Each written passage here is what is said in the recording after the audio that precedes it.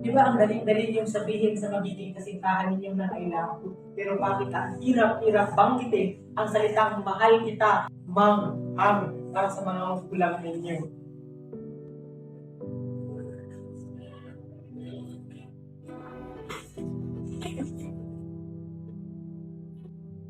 Diba?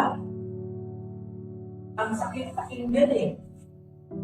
Dali-dali yung sabihin bitawan yung salitang I love you, mahal kita sa tao hindi nyo kilala.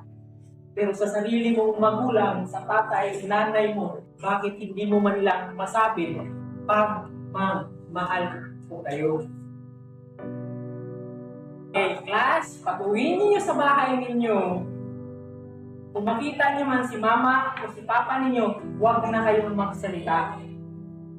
Please lang, pag-uwi ninyo, pag nakita niyo sila, yakapin niyo sila.